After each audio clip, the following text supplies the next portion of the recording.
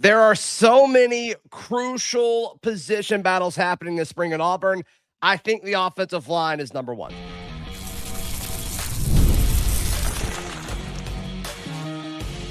You are Locked On Auburn, your daily podcast on the Auburn Tigers. Part of the Locked On Podcast Network, your team every day. Yes, welcome on into Locked On Auburn, your daily Auburn Tigers podcast. I'm your host, Zac Blackerby. Thank you so much for making Locked On Auburn your first listen every single day. Ben Taylor of the Auburn Network family of stations hanging out with us. He hosts Auburn Opelaga this morning on News Talk WANI. We were talking before we clicked record, Ben. I think the offensive line is the most important position battle happening throughout spring. And I want to clarify, I don't think it's the most important position as far as taking a step forward. We can have that discussion another time. But as far as who's fighting for specific starter spots, I think the O-line is that. Because I think you've got your two tackles, Joe Simmons, Stanton Remil, and then we'll see if Jack Layer, the transfer from Stanford, who's played some tackle, if he kind of asserts himself as hey, maybe this actually is a battle, or some of the young guys that they brought in, Derek Plaz from Miami, TJ Hedrick from Ole Miss.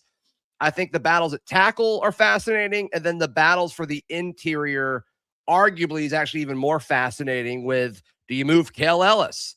You've got multiple USF guys. You also brought a guy in from Akron with Kenneth McManus, who's played a lot of snaps. There are a lot of different answers, and there's really only one question. Who's going to start? Yeah. I mean, just as far as you can only start five guys, and yeah, there's a bunch of different combinations there. So it's going to be interesting to see. I've never seen anybody really platoon offensive linemen, but I'm interested to see how the spring goes as far as if somebody doesn't get it done or somebody's letting, backside just kind of go uncovered. They're like, all right, let's put somebody else in there and work on it. And then they start to shore things up in the fall. So do you think you're going to get a lot of answers from the spring out of that? Because I do think that it almost be a trial by fire type deal. Like who's playing the best today? Golesh has hinted that he would like to have the five coming out of spring. Okay. Which, just a reminder, spring this year will be like how it used to be, where you'll have position battles that happen. You don't have to worry about putting guys on the two deep and making it clear to them that they're consistently with the twos because there's no spring portal. You don't have to worry about them leaving you, 2 weeks after spring ends, which I understand why the coaches were unanimous with that. Oh, there's no doubt. Yeah. So, I mean, pros and cons of that. Pro is spring means something again, as far as, who trots out there first at A-Day and all that. Not end all be all, but I do think it means more than it did over the last few seasons.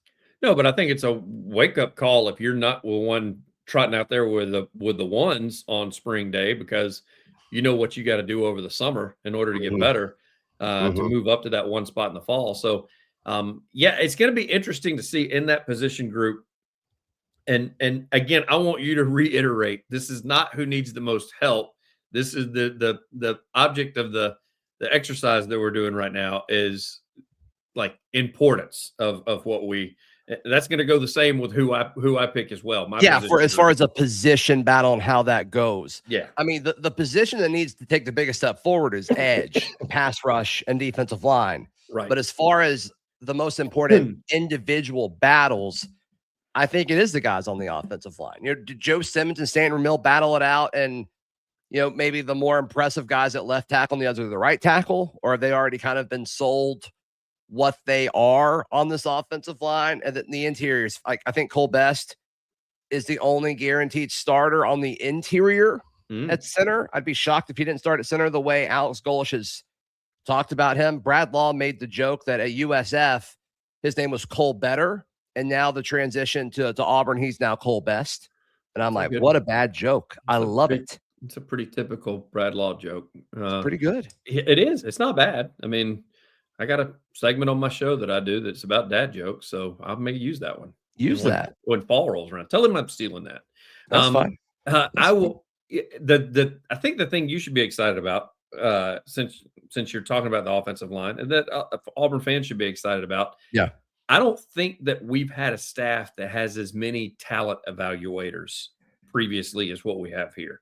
A lot of these guys started out as quote unquote talent evaluator, including Golesh himself before he got all into being a position coach and of course moving his way on up, to different coordinators / head coach. Because I'm going to be interested to see what you just talked about the guys that are shifting. If he says, you know what, I think this guy works better here, even though that may not be his forte, but it sounds like the group that they've brought in is willing to move around, and I'll just be interested to see who does the best. I'm a big believer, and I know this sounds real old school. This is Pat Dye-ish / whatever else. I'm a big believer in continuity among the offensive line, and if you can come out of spring with your 5 guys and those guys can work together throughout the summer and you can go into fall, and I've clearly seen from what Golesh has done thus far, he's not afraid to go ahead and name starters. I mean, we know who QB1 is. He's also dropped the line about Jeremiah Cobb being back there at RB1. Talked about other guys on the defensive side of the football, and that was probably one of my biggest complaints when you and I were doing this last year at the same time. Zach, who's going to be playing? Who's going to be starting? Who's going to be doing this?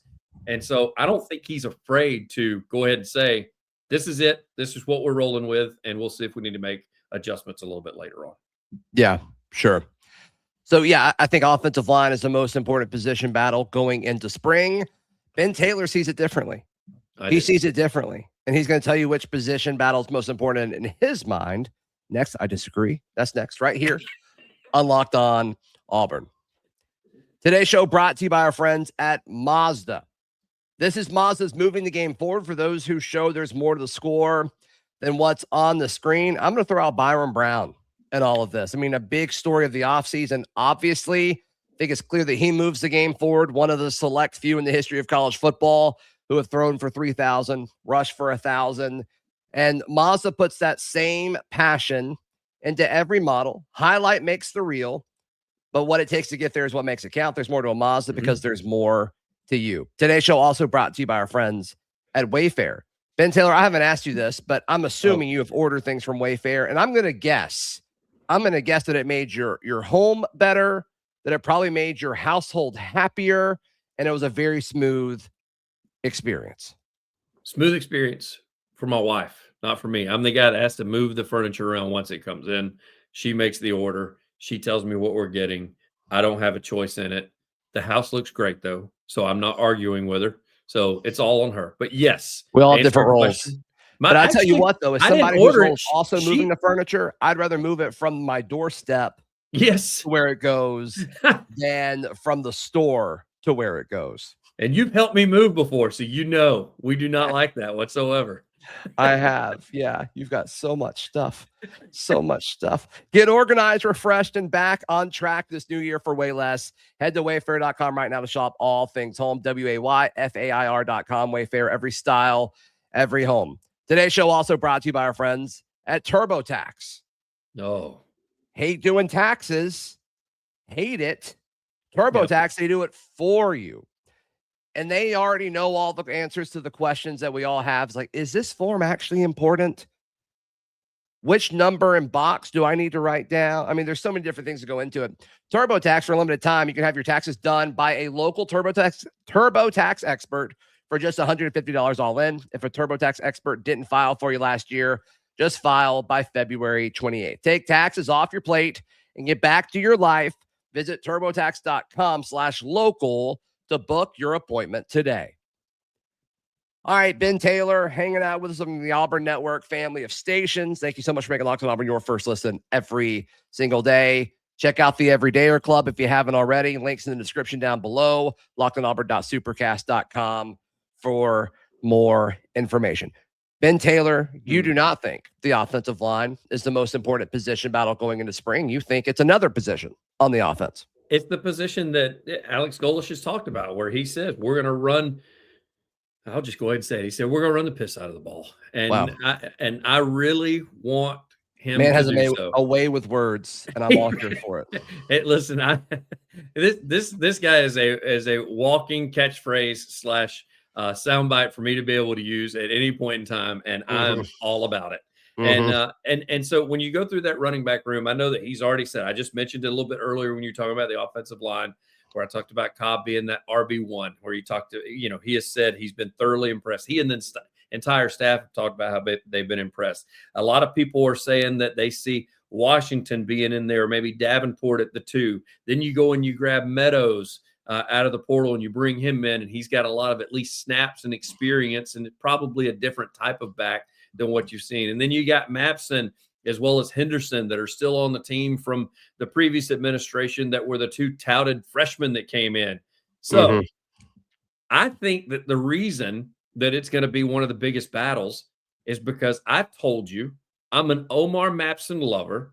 I wouldn't be shocked if he's in there in that 1-2 punch with Cobb, and nothing against Washington. I'm not putting him down. Everybody's excited to have him in the room, but Omar Mabson has got all the tools. He is finally healthy. He limped into last season with an injury from high school, nursed that for a little bit or a lot during the spring, nursed it for a little bit in the fall.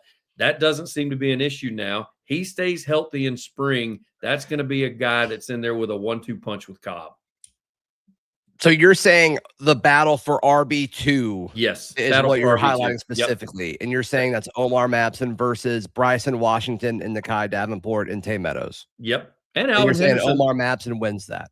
I think Omar Mabson wins that. I say Omar Mabson's going to be your 2, and we'll see a lot more of him than what we did last year. There were a lot of times last year, especially when I saw Cobb kind of come up gimpy, where I was like, what is going on with Mabson? Why are we not putting him out there? I mean, the guy's he's a walking 4-yard pickup. What is the problem here?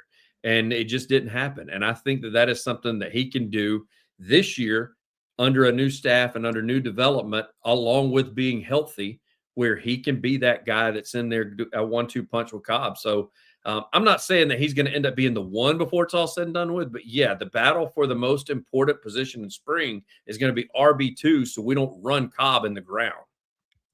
And we've seen that from previous offenses that Golesh has had at USF. I mean, it seems like he's going to use 3 guys and there'll be a drop-off after that. And so even if he's not running back 2, if he's running back 3, I don't think the impact between RB2 and RB3 is that dramatically different. Unless, obviously, you bust a run or something like that. But and I still think they'll do stuff with Meadows outside of like the running back position. Whether they drop him down in a slot, they use him in some special formations. He doesn't seem to be the same type back. Just from the film that I've seen, I don't know him personally. Didn't watch a lot of Troy games this past year, so of course all you ever see is the highlights. He's listed at 5'10", 200. Yeah. So I don't know. Somebody'd say he's the same size as Mabson. I say Mabson probably runs a little bit stronger and bigger than he does. I think Mabson just has, and Mabson showed the ability to have some hands from time to time. I don't know if he's worked on that in the offseason, and that's something he can be used out of the backfield as well. That's a good dump off if your quarterback's getting in trouble, which we've seen with the quarterback that we got coming in, that he loves to break pocket a little bit and get on out to the outside. And having a Mabson sitting there waiting on you that can pick up another 6, 7, 8 yards after the catch is pretty awesome. Yeah. Looking at the running back receptions at USF last year, I think one guy had like 10-ish, and then 2 of the others had like 4 or 5. So it wasn't crazy, but things could change a little bit going to the SEC. I don't know. We'll see. We'll see. Yeah, I tell you what, if Omar Mabson is RB2 or RB2B, which ends up being RB3, one, it's great for this year because he beat out some really good backs to get that spot. It's also good for the future of Auburn football if that were to happen, because after this year, Cobb and Meadows run out of eligibility. Then we'll see what happens with Washington and Davenport. And then, if you have Mabson returning, like that would be, I mean, that's a good running back room next year too. And, we assume that we'll still add a few guys too. Well, it lets me know too. I mean, with Henderson not jumping in the portal, I mean, I told you that I think he's got unlimited potential just because of how well he did in high school. I understand it was lower level football, but I mean, you don't pick up that many yards and break that many records without having a little bit of talent. And if he's willing to stay through this last portal cycle, hopefully they can keep him through the next. And then you've just got just as much talent in there, if not more, than what you see. And I know the point of the exercise is most important this spring. Although I could also venture to say I'm most excited about this spring is seeing those guys as well. Yeah. Find you someone in your life who believes in you and loves you like Ben Taylor loves Omar Mabson. You have no I'm an idea. Omar Mabson truther too, but you are like several levels ahead of me, which I respect. I love Next dog bought, probably going to be named Omar. it. Great. I'm at that point. I love it. I'm I totally at that point. 100% support it. With as many dogs as you have in your house, it probably won't be long until you add another one. Ben Taylor, how can people check out everything you've got going on? AUnetwork.com, best way to find me. Click on the WANI logo, and we do sports each and every morning just after 7, so we would love for you to drop by and give a hooty-hoo. Please like the video. Please subscribe. We'll see you next time. This has been Locked on Auburn.